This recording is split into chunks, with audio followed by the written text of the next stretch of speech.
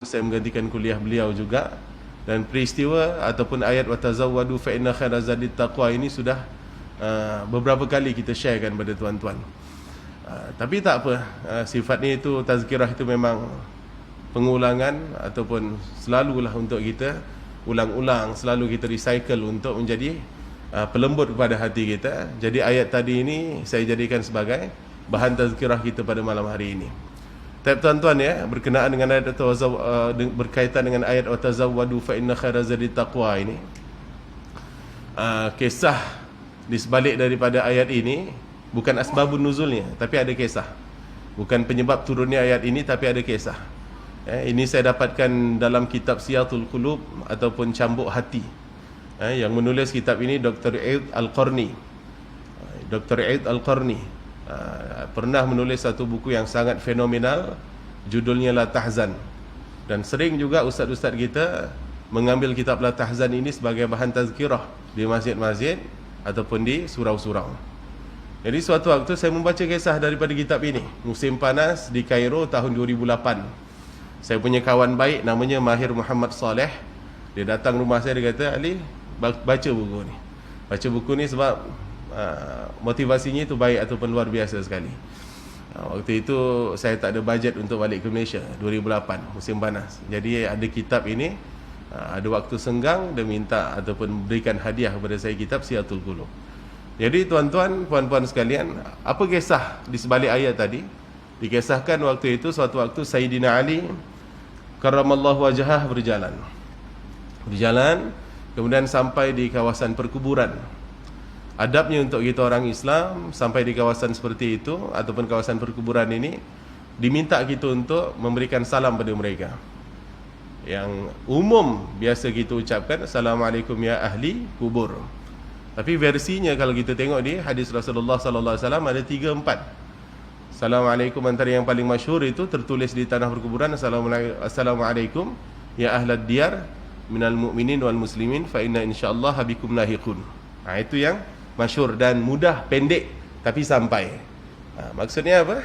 Assalamualaikum ya ahlad diyar ataupun ya ahlal kubur, apa kabar orang kampung ini. Diyar itu daerah kalau pakai bahasa kita dah.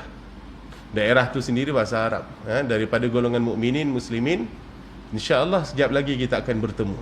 Sekejap lagi kita akan berjumpa. Tapi tuan-tuan tengok siapa yang menyampaikan salam. Dia adalah Sayyidina Ali karramallahu wajhah. Kalau kita nak letakkan title pada dia tu, banyak sekali yang hebat-hebat.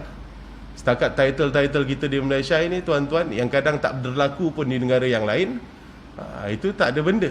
Tapi ini title ini berlaku untuk kita orang yang Islam, pemeluk agama Islam. Berlakunya itu bagaimana? Cuba tengok statusnya itu, status ataupun title yang melekat pada dirinya.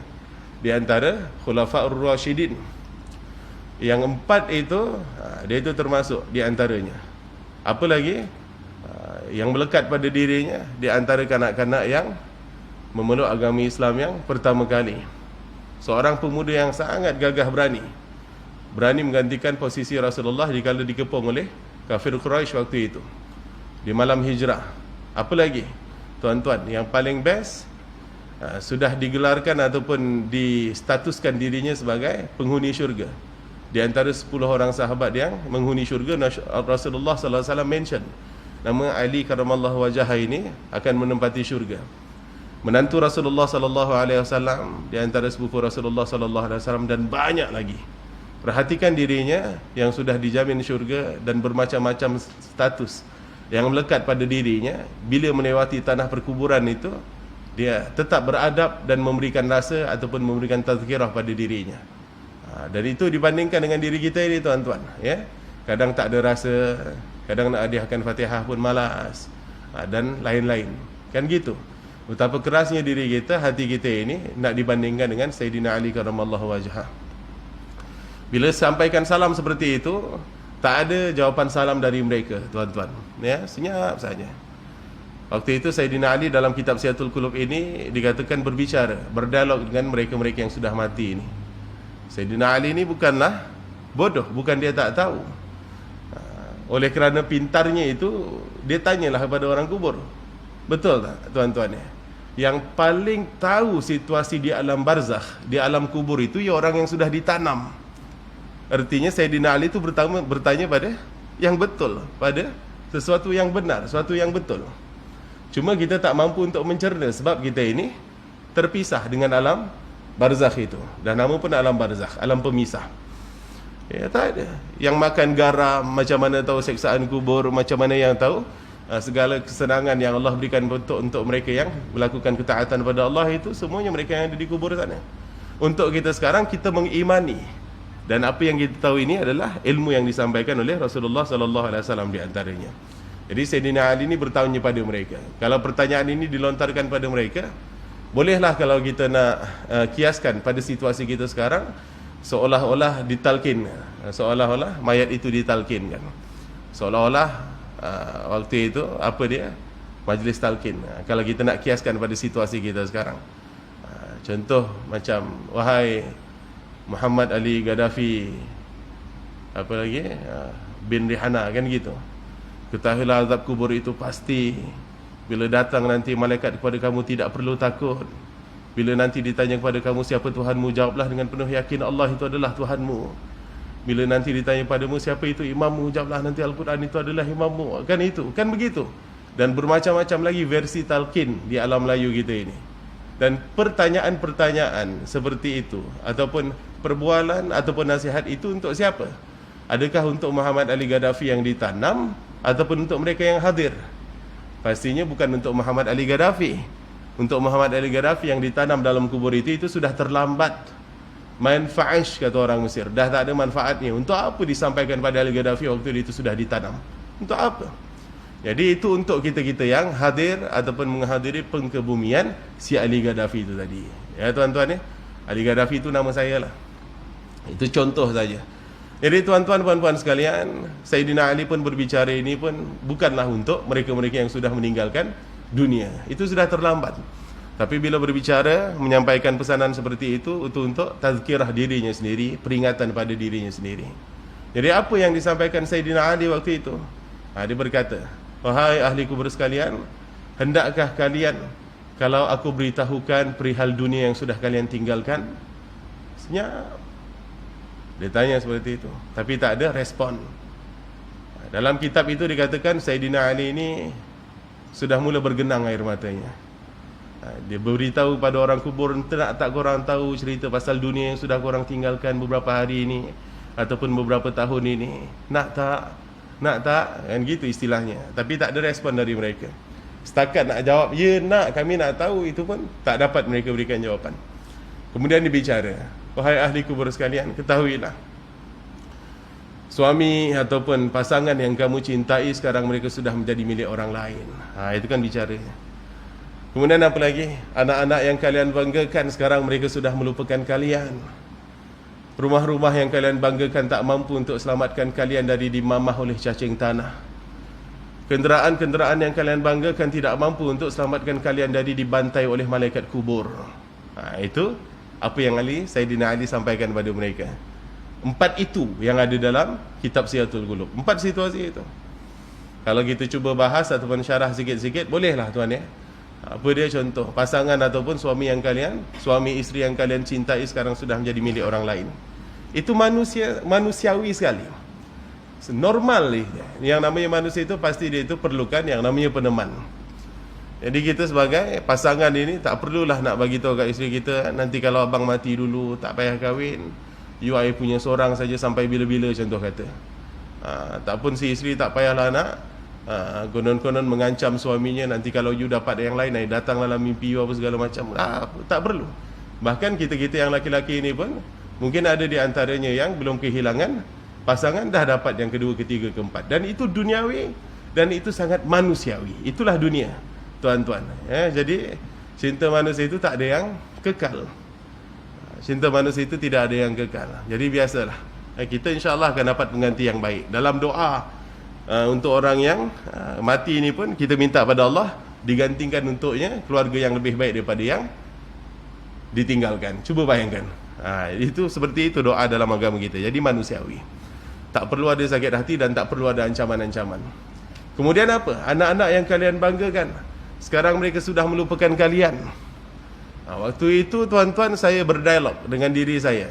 Anak-anak yang melupakan orang tua, saya berhenti siap. Oh iyalah, macam orang yang menelantarkan orang tuanya, ditinggalkan seorang-seorang dekat rumah. Anaknya itu sudah mewah, kemudian ditinggalkan orang tuanya di rumah pengasih. Dia tak nak ziarah orang tuanya, dah ditinggalkan macam itu saja, ditinggalkan kat tepi jalan. Waktu itu otak saya seperti itu saja, sampai ke tahap itu saja. Orang yang menelantarkan orang tuanya. Sampailah saya pulang balik ke Malaysia ini tahun 2010, tuan-tuan. Kemudian kami ada program kemah ibadah intensif di Bukit Cerakah. Kitab ini saya baca 2008. Kejadian yang membuka mata saya dan saya terkenang kembali kepada apa yang saya baca tahun 2008. Selepas 2 tahun itu, tuan-tuan, Allah buka waktu itu. Dalam program kemah ibadah intensif ini, sempatlah berjalan dalam 3 tahun sebelum kita stop habis program di Bukit Cerakah itu, sebab ada masalah status tanah di pondok itu, di sekolah itu, di Bukit Cerakah sana. Jadinya tuan-tuan, waktu itu ada satu situasi, anak-anak yang datang bukan setakat baru habis PMR, SPM saja, tuan-tuan. Bahkan ada sebahagian di antara peserta itu datang dari sekolah tinggi ataupun universiti. Dalam 3 edisi itu ada budak dari sekolah tinggi. Jemaah Ustaz Tunggul kata, ini anak saya, mungkin dia free, itu dihantar ke program itu. Jadi dalam program itu ada satu hal yang mengejutkan kami. Kita ini sesama facilitator dalam program kemah ibadah intensif ini, berboraklah apa benda yang kita nak latih pada anak-anak. Di antaranya apa? Kita akan tunjuk secara random setiap kali lepas solat anak-anak ini untuk jadi lead ataupun lead doa. Jadi leader untuk dia itu lead doa, tuan-tuan, lepas solat fardu. Jadi tak semestinya yang duduk belakang imam saja. Walaupun belakang imam tu kita tahu yang besar-besar, yang paling dewasa kebiasaannya, tapi ada juga di antara mereka yang duduk kat belakang ke kat tengah ke, ataupun nak lari daripada ditunjuk itu yang apa yang kita tunjuk. Jadi kamu baca doa, kamu baca doa. Tuan-tuan, situasinya waktu itu boleh dikatakan 80% di antara anak-anak kita yang berusia 13 tahun ke atas ini, setakat doa yang berbunyi Rabbighfirli wali walidayya warhamhuma kama rabbayani saghira, untuk mereka ini benda asing. Ini cerita 2011 tau, 2010, 2011, 2012. Artinya tak jauh dulu. Dan waktu itu kita semua masih hidup. Buktinya sekarang kita masih hidup. Di zaman yang moden di Malaysia, bukan di US, bukan di Singapura, bukan di Thailand, bukan di Amerika, mana-mana itu bukan negara-negara asing ataupun barat, bukan. Di Malaysia ini. Wah, itu jadi kita kaget, kita terkejut. Apatah lagi, ya saya, tuan-tuan, ini bukan cerita soal poyo ataupun belagak, tidak. Ya memang dari kecil kita di alam pondok, kemudian disekolahkan pun di sekolah Arab sana. Jadi untuk saya, secara peribadi, saya tak pernah mengalami situasi ini. Tak tahu pun, sebab memang tak ada lagi dalam dunia dunia dakwah ataupun dunia kemasyarakatan. Belum balik kan, kita belum balik ke negara kita. Jadi waktu itu kaget kita terkejut. Wah, ini situasinya. Jadilah saya terfikir ataupun teringat balik, oh ternyata sangat relevan yang disampaikan oleh Saidina Ali. Anak-anak yang kalian banggakan, sekarang mereka sudah melupakan kalian. Bukan setakat lupa untuk bagi nafkah, bukan setakat lupa nak jaga, nak basuh tai ataupun beraknya, ataupun segala macam. Bukan setakat itu. Yang memerlukan modal hanya sebatas air liur sahaja, dan dibacanya setakat 3-4 saat saja. Untuk anaknya itu satu beban yang besar, dan untuk mak ayahnya itu bukan benda yang besar pun untuk dipermasalahkan. Tuan-tuan bayang. Dan itu realiti. Bukan setakat terjadi waktu itu, pastinya sebelum-sebelum itu lagi. Dan apa yang saya cakap ni tak payah dipeningkan kepala sangat, tuan. Ini benda yang umum sangat. Doa. Dan kalau kita fikirkan, apa yang disampaikan oleh Rasulullah itu pun bukan benda yang membebankan sangat. Rasulullah boleh pilih berbelas, berpuluh, beratus benda yang boleh bagi kita punya support kalau kita sudah mati nanti itu. Tapi tak. Di antara perkara yang Rasulullah kata apa?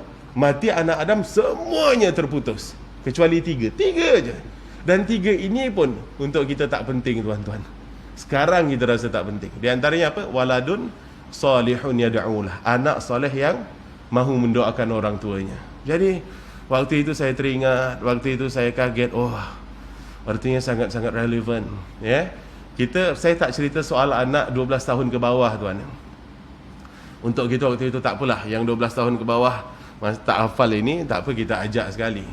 Yang 15 tahun ke atas, 12 tahun ke atas, artinya form 1 bawalah sampai sekolah tinggi, tuan-tuan. Alhamdulillah, yang kita syukuri, waktu itu orang tuanya mungkin sedar situasinya, mereka mungkin sibuk untuk dapat membimbing anak-anaknya, jadi dihantarlah anaknya ke program yang seperti ini. Kalau kita tengok situasinya sekarang ini pun, banyak juga sekolah-sekolah, bukan banyak juga, banyak sekali sekolah-sekolah, tadika-tadika itu yang sudah mengajarkan hal-hal yang sifatnya seperti ini, tuan-tuan. Tapi situasi di waktu itu ini saya sampaikan. Tuan, ini saya sampaikan pada tuan-tuan puan-puan, kalau sebagai bahan tazkirah, ya, kalau ternyata ada lagi di antara anak-anak kita yang belum tahu mendoakan orang tuanya itu bagaimana. Sekarang ini, tuan, mungkin kita tak rasa itu penting. Kita merasakan, oh, anak-anak ini kita yang besarkan, makan pakainya kita yang beri, bahkan kadang-kadang rumah pun kita dah sediakan. Sebelum mereka mampu untuk manage rumah tu pun kita dah sediakan sebagai bahan investment ke depan untuk mereka. Sekolah pun kita yang sekolahkan. Kita tak rasa itu. Tapi sekali kita pindah alam saja, kita akan merintih betul seandainya tak dapat permintaan ampun pada Allah untuk diri kita dari anak yang kita sudah besarkan itu. Waktu itu, siapa yang boleh jamin kita boleh masuk mimpi anak kita, tolonglah doakan mak bapak, tolonglah doakan saya ini? Siapa yang boleh bagi jaminan? Bagi tuan-tuan yang pernah ataupun sudah berpisah dengan orang tua, berpisah dengan mak ayah, dalam beberapa tahun ini mungkin, berapa kali sangat mak bapak kita itu masuk dalam kita punya mimpi? Ataupun mungkin tak pernah sama sekali, tuan-tuan. Artinya, kalau benda itu berlaku kepada diri kita yang sudah ditinggalkan oleh orang tua bertahun-tahun, itu pun boleh jadi kepada anak kita. Kita dah tinggalkan mereka, jangan harap waktu itu mungkin kita akan masuk mimpi mereka mengharapkan doa daripada anak kita, tuan-tuan. Kalau bukan kita usahakan perkara itu dari sekarang. Jadi, tuan, satu waktu, selama saya berada di pondok di Jawa sana, dari tahun 96 sampai tahun 2002. Ini tadi cerita waktu kita berada di Cairo, kitab Siatul Qulub itu, 2005 sampai 2010 saya kat sana. Waktu saya berada di Jawa, ada satu pesanan dari kiai saya, Kiai Al-Haj Abdullah Syukri Zarkashi, Allah yarhamu, sudah meninggal dunia. Baru tahun lepas meninggal dunia. Dia sharing kepada kami, santri-santri ataupun pelajar-pelajarnya ini, akan satu pesanan yang selama 7 tahun saya menuntut di sana itu, dia tak pernah miss dengan ini. 7 tahun dalam kuliah umum, artinya ialah dia bukan setiap hari memberikan kuliah, tak ada. Tapi dalam setahun itu ada 1 bulan kiai kami akan memberikan kuliah umum untuk mengenalkan pondok itu bagaimana, memberikan motivasi pada kita itu bagaimana. Jadi setiap tahun itu pasti akan ada satu pesanan yang tak lekang dari mulut dia.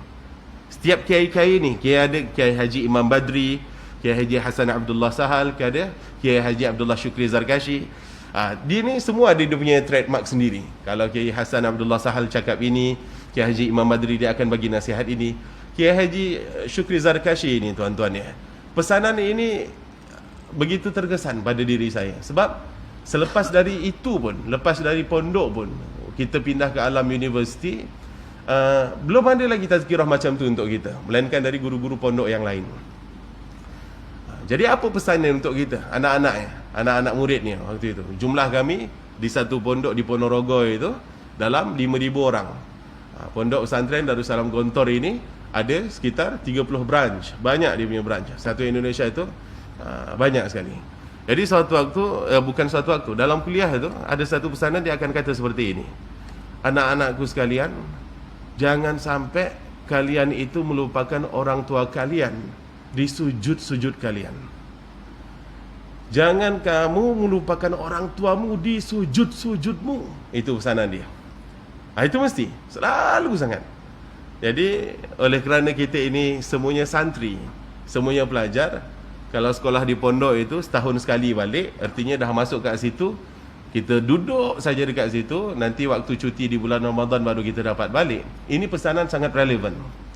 Mendoakan orang tua, dan orang tua ini mengamanahkan pada pondok, kepada kiai untuk dijaga anaknya, tolong jaga akhlaknya, jaga solatnya, jaga perilakunya, jaga ilmunya itu. Nah, mereka-mereka yang ada di rumah, orang tua kita yang ada kat rumah, mak ayah ini, didoakan agar mereka ini sejahtera, terampuni dosa dan dimudahkan untuk mendapatkan rezekinya. Nah, di antara caranya itu bagaimana? Untuk mendoakan orang tua dalam sujud. Ini kita sangkutkan dengan hadis Rasulullah sallallahu alaihi wasallam. Rasulullah sallallahu alaihi wasallam ada beritahu kepada kita situasi seorang hamba dengan Tuhannya yang paling dekat itu bagaimana.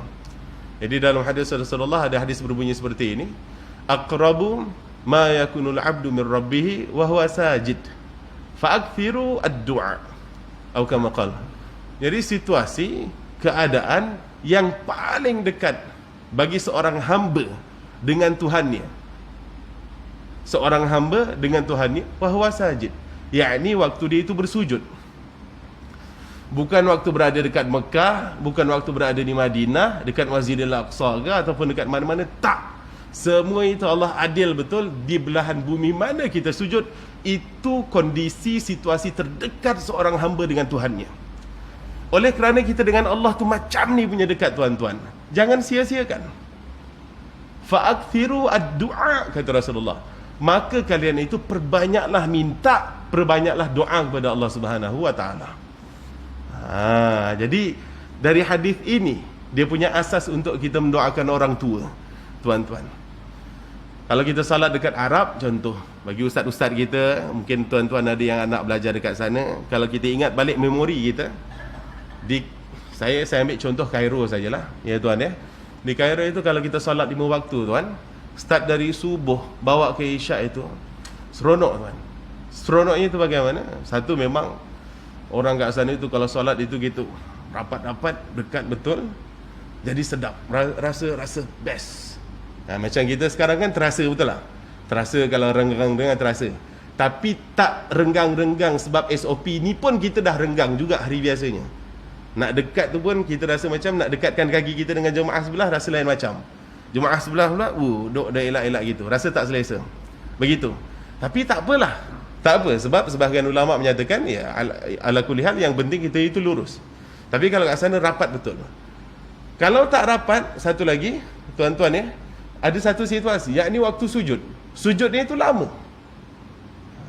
Saya nak ajak, mungkin ada ustaz-ustaz, tuan-tuan yang pernah pergi ke Kairo sana, ingat antara masjid-masjid yang kita pernah solat, ustaz-ustaz sekalian, tuan-tuan sekalian. Ada Masjid Muhammadi, ada Masjid Nurul Huda, ada masjid Gami' Syarbini dan yang lain-lain. Kalau tuan-tuan ingat Gami' itu, tuan ingat balik sujud kita tu macam mana.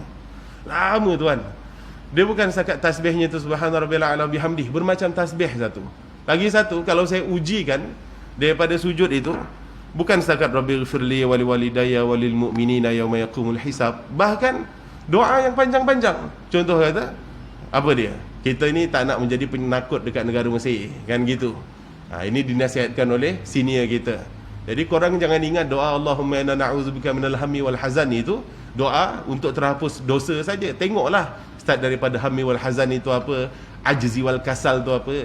Kat sini berapa ramai pemalasnya. Ada senior saya nama Ustaz Zalnul, dia bagi nasihat tu. Doa ni korang kena banyak kan.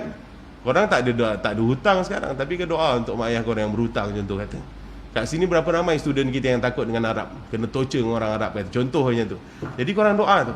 Di antara doa tuan bayangkan, dalam doa setiap sujud tu boleh doa Allahumma inna na'udzubika minal hammi wal hazan, na'udzubika minal ajzi wal kasal, na'udzubika minal jubni wal bukhl, wa na'udzubika minal dain wa qahri rijal. Itu boleh.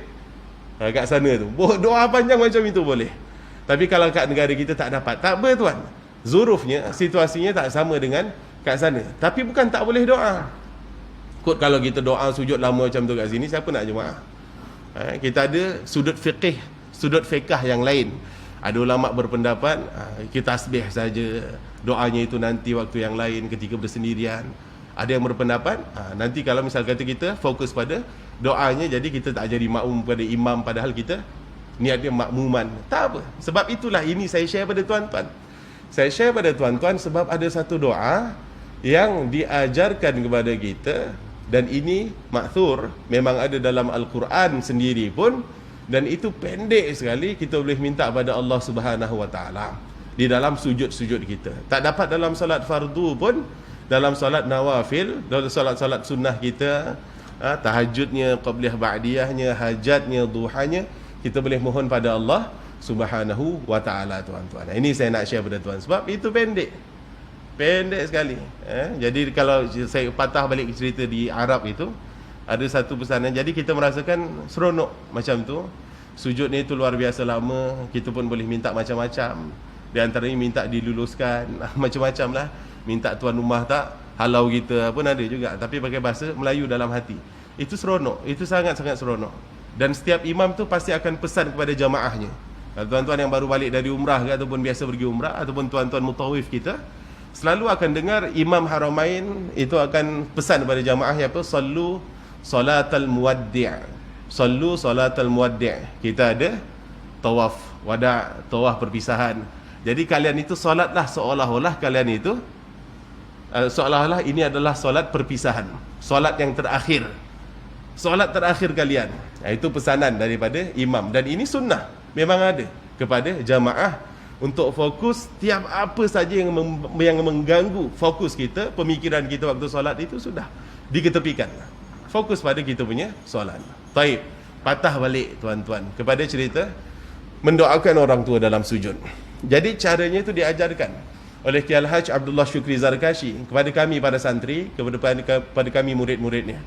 Dia kata apa? Dalam sujud itu, lepas baca Subhana Rabbil A'la bihamdih, kalau sempat, sempatkanlah baca Rabbighfirli wali walidayya. Simple kan? Wahai Tuhanku, ampunkanlah segala dosaku dan juga dosa kedua orang tuaku. Bayangkan. Saya mendapatkan ilmu ini, saya suka sekali tuan-tuan. Terutama untuk diri saya yang sudah berusia seperti ini, dengan badan seperti ini, sebagai seorang anak yang alhamdulillah masih memiliki orang tua. Di antara mimpi seorang anak itu apa sih tuan? Kita nak membahagiakan orang tua. Ya, rumah kita nak bagi cantik, kereta kita nak bagi sedap, makan tak payah fikir lagi kita nak selalu belikan, tak payah nak masak dah. Kan begitu. Baju selalu yang paling cantik. Kalau boleh umrah sama-sama, kalau boleh kita jalan sama-sama. Itu kan impian seorang anak. Walaupun mak bapak tak payahlah benda tu, tak pun kita sendiri yang support anak kita. Tapi sebagai seorang anak, dia ada mimpi-mimpi yang seperti itu. Dia ada mimpi-mimpi yang seperti itu. Qaddarallah, saya masih belum mampu. Belum mampu menyenangkan orang tu secara duniawi. Yang ada saya memberikan masalah, itu ada. Tuan-tuan, bagi problem saja kat dia orang. Cuma saya syukur dalam situasi saya secara duniawi tak mampu membahagiakan mereka. Saya ini tahu dalam 5 waktu saya itu salat kepada Allah, dan pada salat-salat yang lain ada tempat ataupun situasi yang saya boleh bahagiakan mereka. Yakni saya minta betul pada Allah agar terampuni dosa-dosa mereka waktu saya paling dekat dengan Allah Subhanahu wa taala. Itu saya syukur betul Pak ni. Mak bapak aku belum dipanggil lagi ya Allah, tapi setiap kali aku dekat dengan Engkau, aku minta tolong ampuni dosa mereka.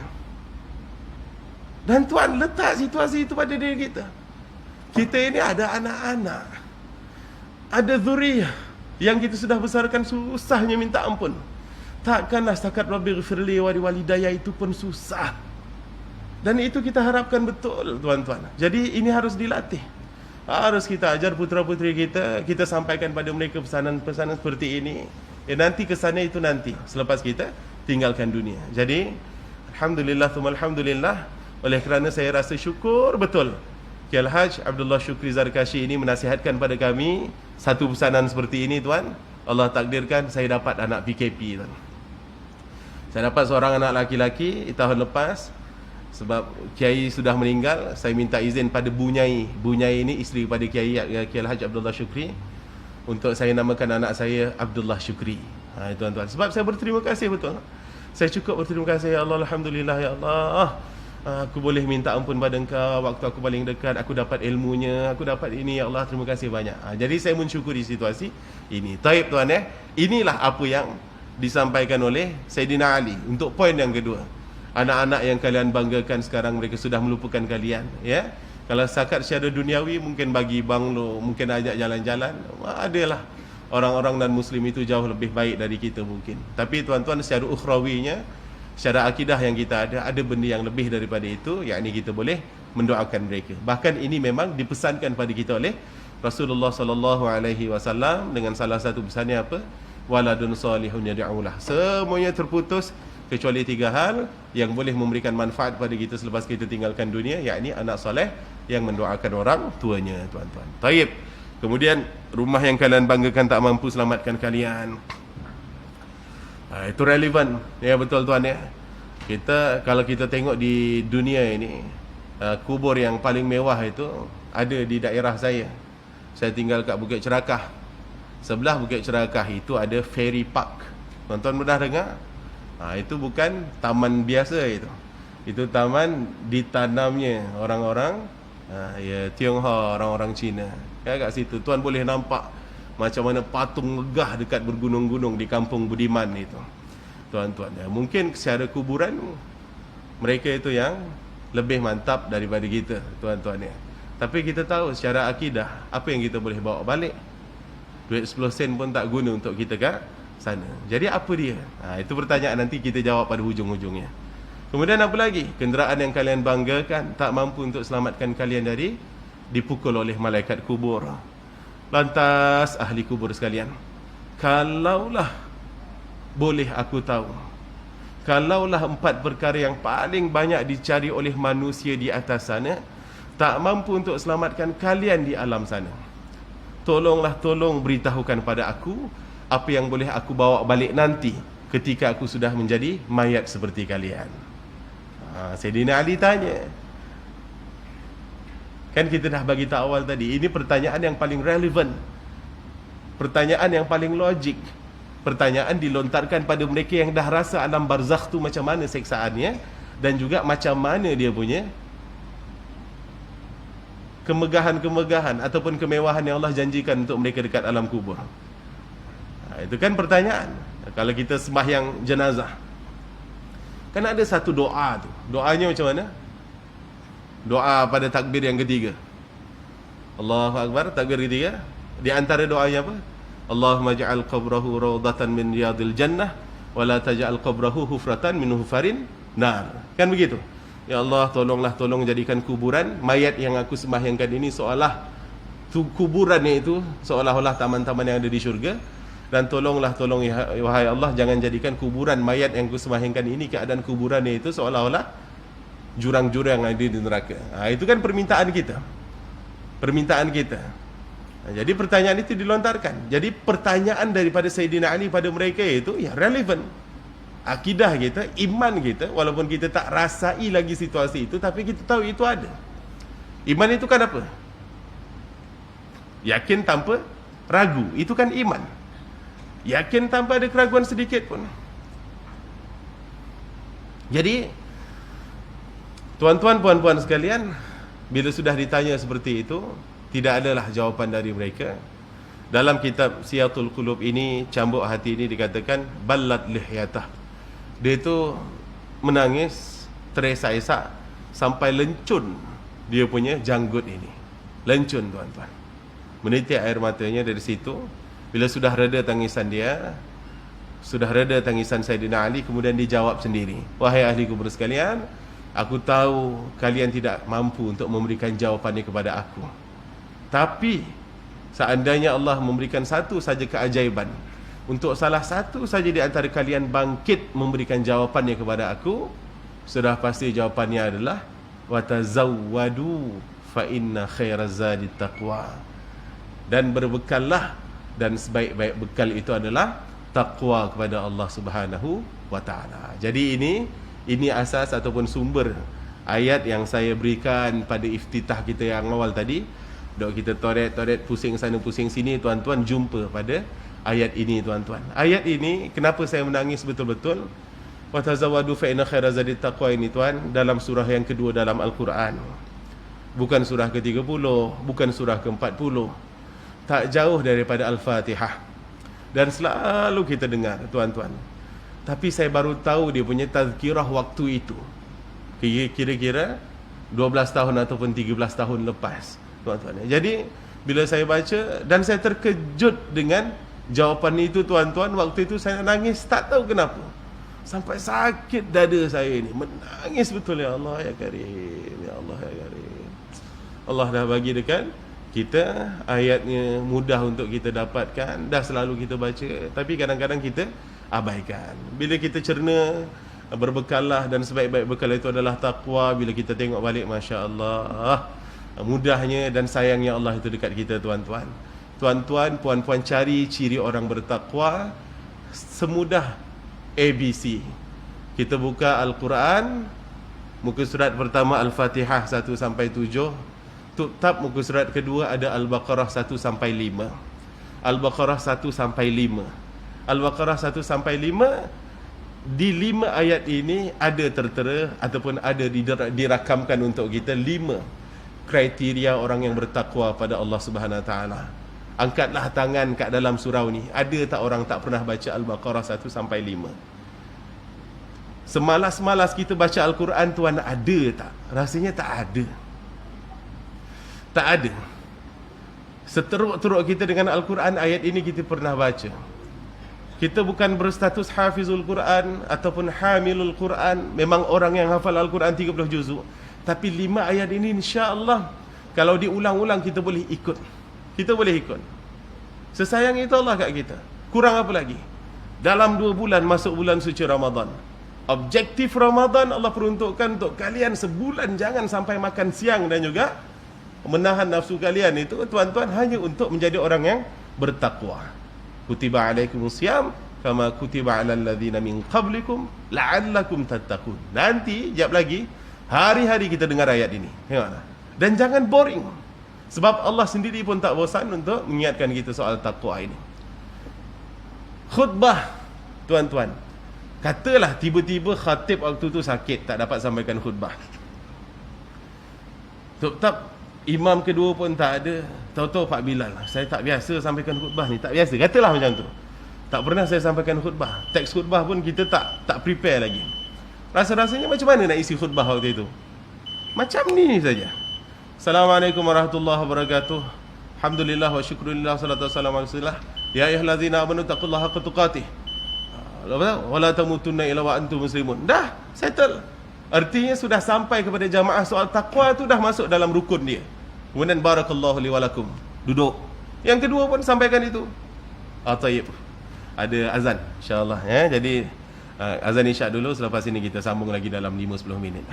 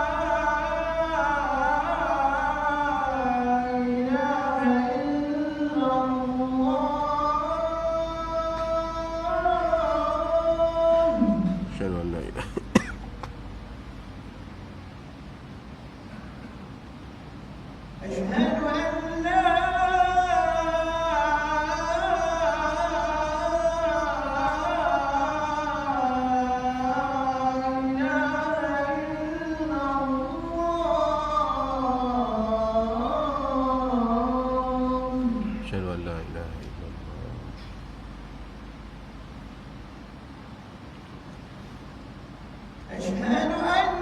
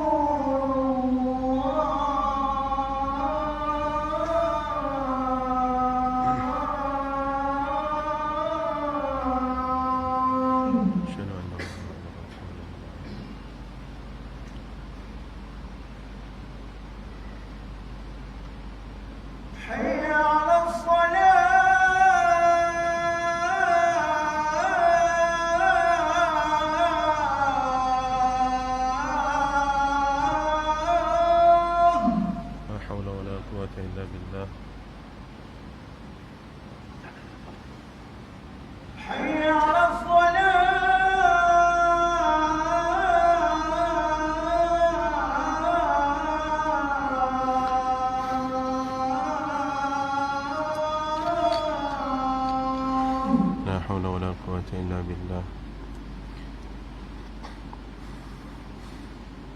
حي على الفلاح.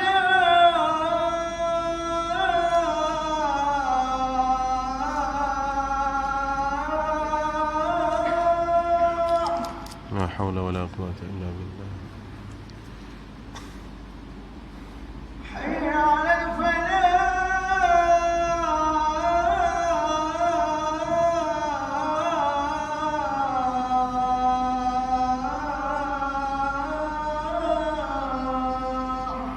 لا حول ولا قوة إلا بالله. الله أكبر.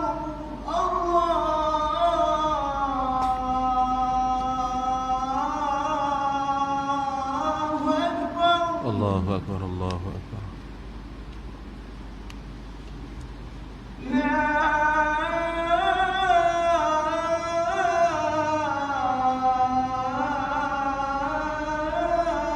إله إلا الله.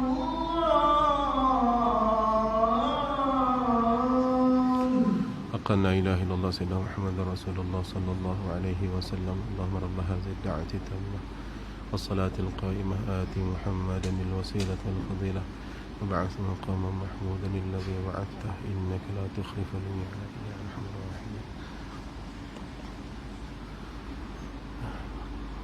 طيب, Bismillahirrahmanirrahim. Sambung sedikit saja lagi, sekitar 5 ke 10 minit macam tu insya-Allah. Tapi tuan-tuan, tadi kita berhenti di betapa Allah itu sayang pada kita, sampai Allah tak menjadikan kita ini tertanya-tanya ataupun susah untuk mencari tahu takwa itu macam mana kriteria, macam mana ciri-cirinya, nak jadi orang bertakwa ini macam mana. Dan Allah mudahkan wasilah-wasilah untuk menjadi orang bertakwa ini mudah. Dengan diwajibkan kita berpuasa, dengan diwajibkan kita untuk menghadiri khutbah. Tadi kita cerita soal khutbah cukup disampaikan takwa kepada kita, itu sudah memadai. Katalah tak tahu ni isi apa, khutbah itu sudah cukup. Berdegar-degar berbagai macam isinya tapi lupa sampaikan soal takwa, itu tak jadi waktu itu khutbahnya. Jadi penting soal takwa. Sedikit ataupun sekilas soal takwa ini dalam Suratul Baqarah ayat pertama sampai 5. Paling tidak tuan-tuan perhatikan 5 ciri ini. Tuan-tuan ya, diberitahukan pada kita orang bertakwa ini pertama alladzina yu'minuna bil ghaib. Mereka yang meyakini, yang mengimani hal yang sifatnya itu gaib. Banyak yang gaib, termasuk siapalah yang boleh membuktikan apa yang ditulis oleh malaikat raqib dan juga atid di kiri kanan kita. Mana dia? Kita tak nampak, kita tak tahu. Kalau ustaz-ustaz kata kita dinaungi oleh sayap malaikat kerana kita berada di taman syurga seperti ini, mana dia? Kita tak nampak. Kenapa tuan-tuan laksanakan salat jamaah? Untuk apa? Untuk mendapatkan pahala. Apa yang dijanjikan untuk kita? 27 darjat lagi mulia daripada orang yang salat bersendirian. 27-nya mana? Alhamdulillah, kita termasuk orang yang mengimani soal ini. Ini di atas muka bumi, belum lagi di alam barzakh, belum lagi di alam akhirat itu nanti. Kemudian alladzina yuqimuna as-salah. Ini harus ada mereka-mereka yang mendirikan yang namanya salat. Tuan-tuan, ini ciri orang bertakwa ada dalam Suratul Baqarah. Kalau tuan kaji ciri orang beriman ayat pertama sampai 11, di situ ada Allah selitkan perihal ketakwaan ini sampai 2, tuan-tuan. Berkaitan salat ini. Nak kata pentingnya salat, orang bertakwa ada pesanan berkenaan salat, cirinya. Orang beriman pun ada. Kita tahu ada hubung kait iman dan takwa ini, tapi macam satu pesanan sudahlah. Tapi ini tak. Kriteria itu sampai dimasukkan 2 dalam surah Al-Mu'minun. Allah katakan apa? Qad aflahal mu'minun alladzina hum fi salatihim khashi'un. Pasti berjaya orang yang beriman itu. Siapa mereka yang pasti berjaya ini? Alladzina hum fi salatihim khashi'un. Mereka yang khusyuk dalam salat mereka.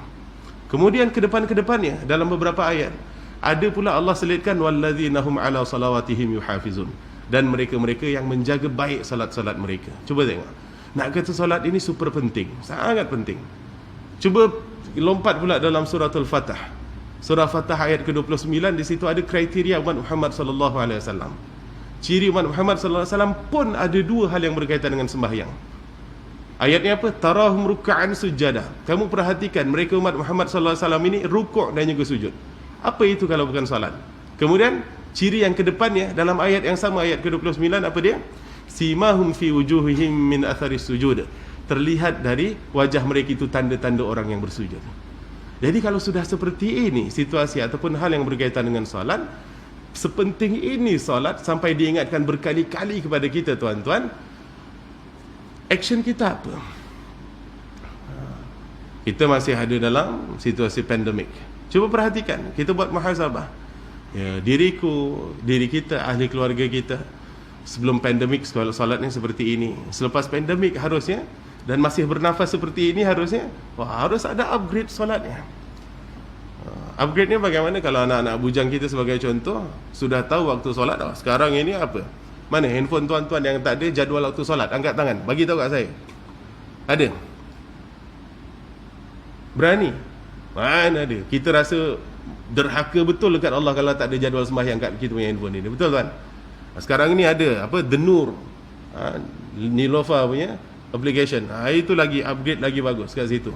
Waktunya dan macam-macam, tuan-tuan. Ada waktu solat. Kita tahu jadual waktu solat itu bagaimana. Dan mungkin kita tak terlalu sibuk urusan dunia. Tak terlalu sibuk urusan dunia, tapi solat ni masih tak on time. Itu macam mana? Adabnya itu ke mana? Wah, kalau orang bagi kita macam-macam, tuan. Contoh, orang bagi kita duit saja, kita tu dah tunduknya minta ampun kat dia. Orang dah mudahkan, orang bankers padahal dia tak bagi kita duit sesen pun, dia dah mudahkan urusan kita, dapat loan rumah, kita dah belanja dia makan segala macam sesuatu. Orang bagi hadiah, kita punya suka tu macam mana? Allah tak bagi apa dekat kita? Allah tak bagi apa?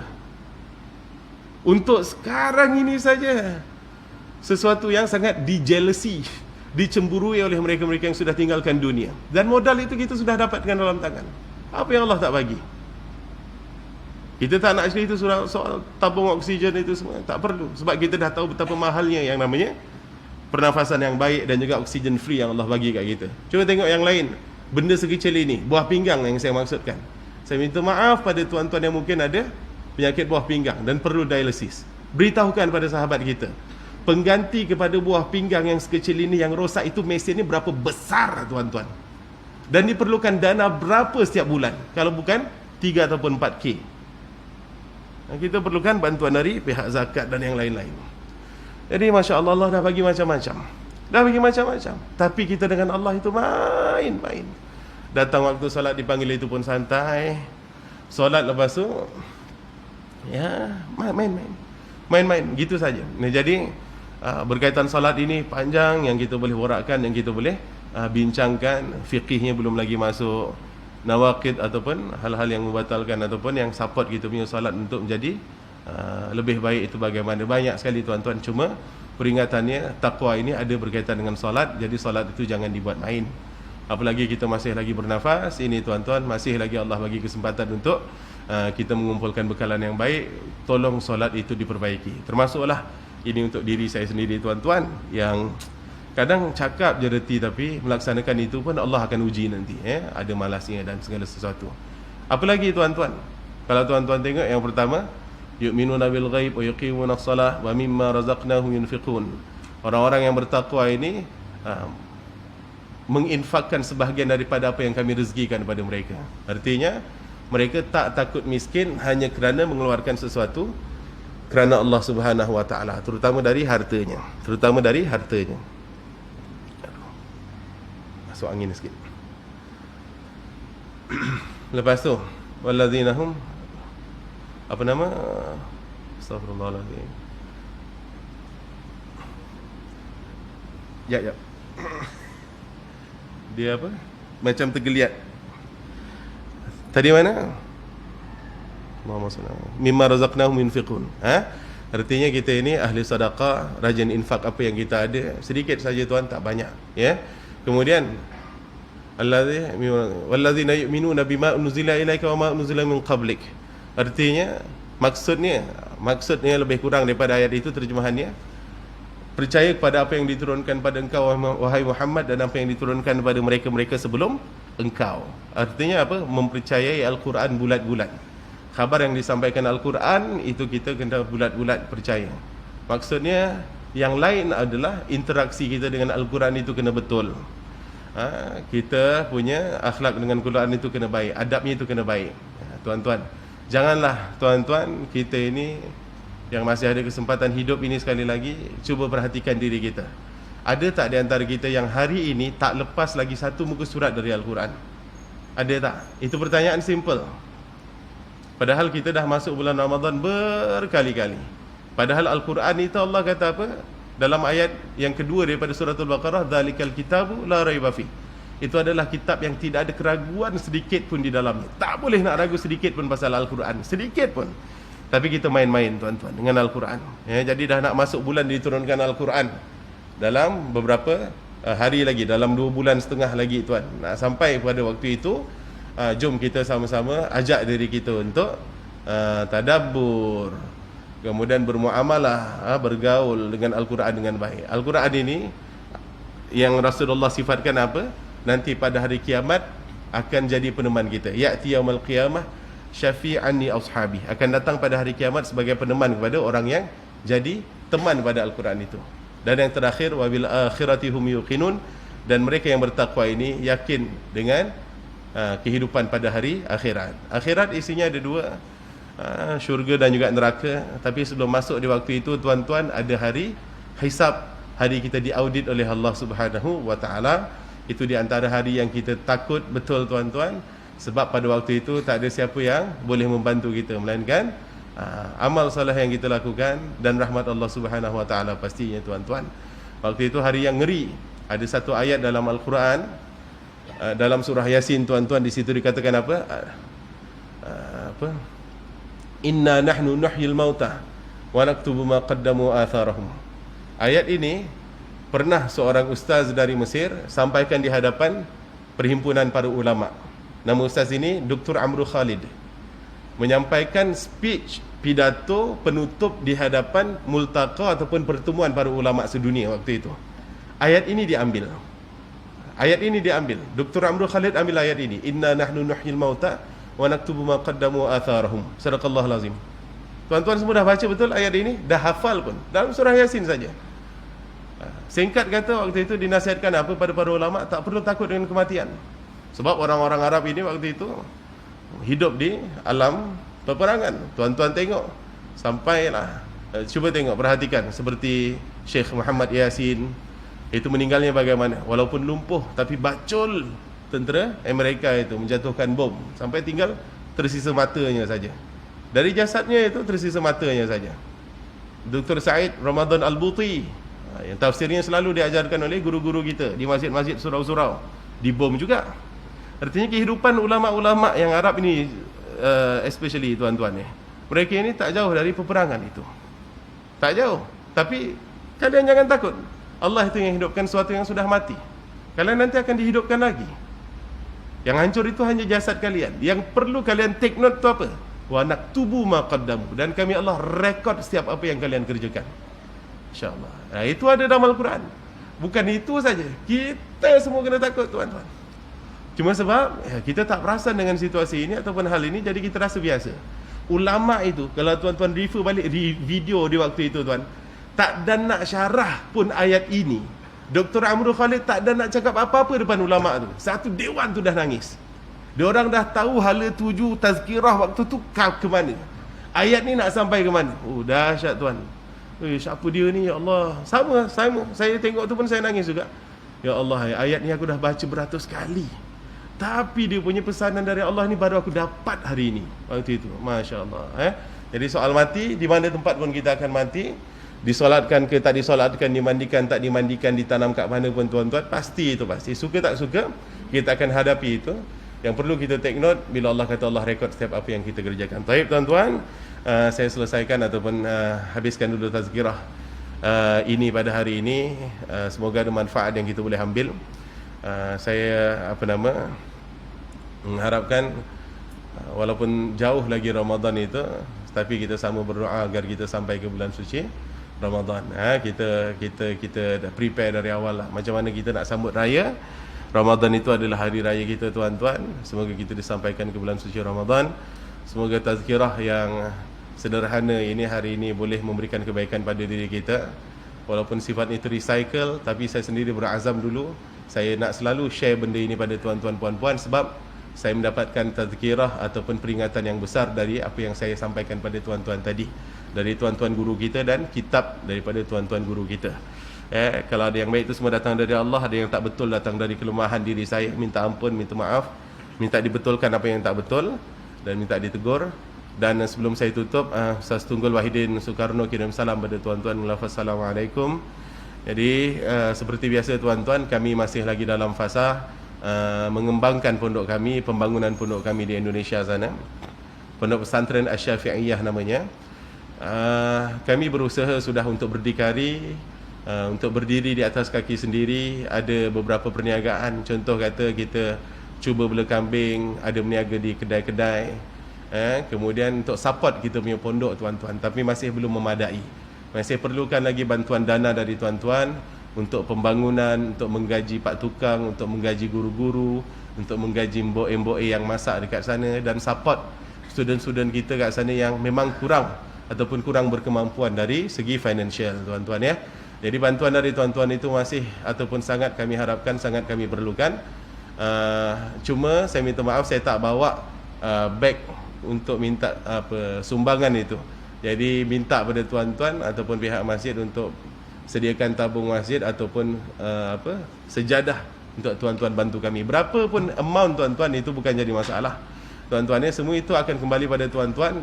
Kami tak mampu untuk balas balik kebaikan tuan-tuan. Apa yang kami alhamdulillah pihak surau sediakan tabung. Apa yang kami boleh lakukan hanyalah mendoakan untuk kebaikan tuan-tuan.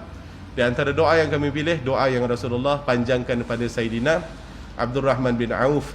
Doa bunyinya bagaimana? Barakumullah fima amsaktum wa fima a'taitum. Semoga Allah memberkati apa yang ada dalam simpanan tuan-tuan dan apa yang sudah tuan-tuan keluarkan di jalan Allah Subhanahu wa taala. Amin ya rabbal alamin. Terima kasih untuk bantuan tuan-tuan. Semoga dibalas dengan yang lebih baik lagi. Aqulu qawli hadza wa astaghfirullahal azim li wa lakum. Kita tutup majlis tazkirah kita malam hari ini dengan sama-sama membaca tasbih kafarah dan suratul asr. Bismillahirrahmanirrahim. Subhanakallahumma bihamdika asyhadu an la ilaha illa anta astaghfiruka wa atubu ilaik. Bismillahirrahmanirrahim. Wal 'asri innal insana lafi khusrin illa alladhina amanu wa 'amilus solihat wa tawasaw bil haqqi wa tawasaw bis sabr. Assalamualaikum warahmatullahi wabarakatuh.